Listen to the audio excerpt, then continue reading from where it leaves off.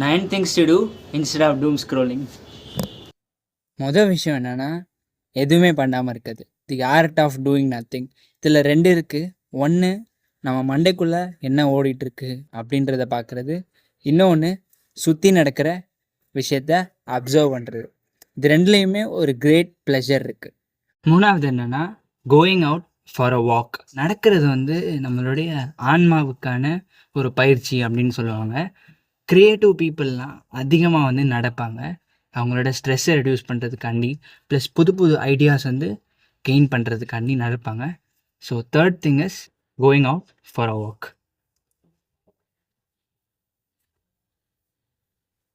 4வது என்னென்னா ஏதாவது ஒரு புத்தகத்தை எடுத்து ரீட் பண்ணுறது.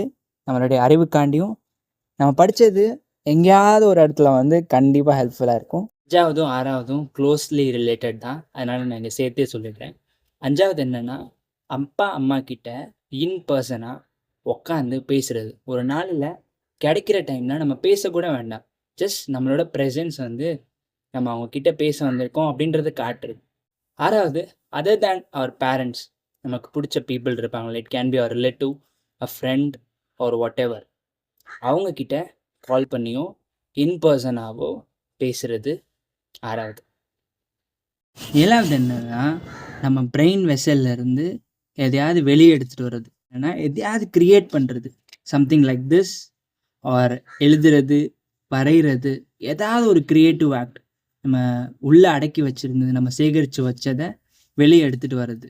8வது என்னென்னா ஒரு புது ஸ்கில்லை கற்றுக்கிறது, எதாவது ஒன்று லேர்ன் பண்ணுறது. புதுசாக நம்மளுக்கு பிரெயினுக்கு சேலஞ்ச் கொடுக்குற மாதிரி எதையாவது ஒன்று லேர்ன் பண்ணுறது 8வது. 9வது என்னென்னா ப்ரௌன் மெடிடேஷன்.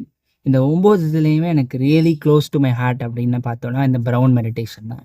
நமக்கு ரொம்ப பிடிச்ச ஒரு பர்சனை, லிவிங் ஆர் டெட், கான்ஷியஸ் செல்ஃப்க்கு எடுத்துகிட்டு அவங்க கூட நம்ம இருந்த மோமெண்ட்ஸ் எல்லாத்தையுமே ரீலிவ் பண்ணுறது ஆர் ரீப்ளே பண்ணுறது, அதுதான் ப்ரௌன் மெடிடேஷன்.